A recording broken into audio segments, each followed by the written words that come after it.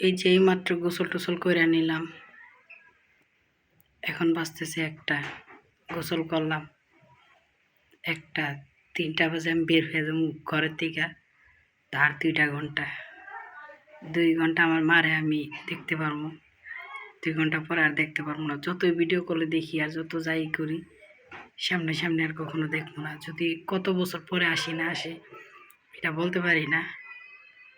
তো বেশি খারাপ লাগতেছে আমার মার জন্য। আর আমার ছোট বোনটা আসতে পারবো স্কুল থেকে, মেজোটা আসতে পারবো না, কারণ মেজোটার প্রাইভেট আছে, তার জন্য ও আসতে পারবো না, ওরা দেখতে পারবো না।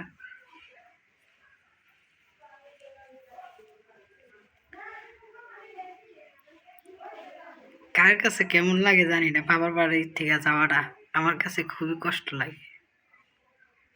কারণ 1টা মাস ছিলাম তো,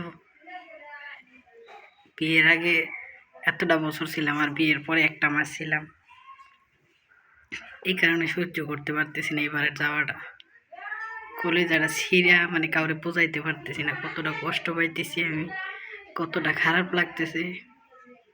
যদি পারতাম সবাই নিয়ে একসাথে থাকতাম তাইলে থাকতাম, কিন্তু আল্লাহ পাক মেয়েদের ভাগ্যে এটা রাখে না।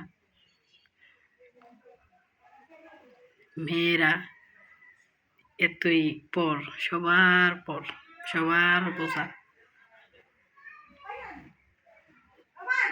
যাই হোক, আমার মা বোন, বাবারে, ভাইরে আমি আমার জীবনের থেকে বেশি ভালোবাসি, কিন্তু কেউ কোনোদিন বোঝাইতে পারি না। কেউ বুঝে কিনা আমি জানি না, তবে আমি আমার জীবনের থেকে আমি বেশি ভালোবাসি। I miss you.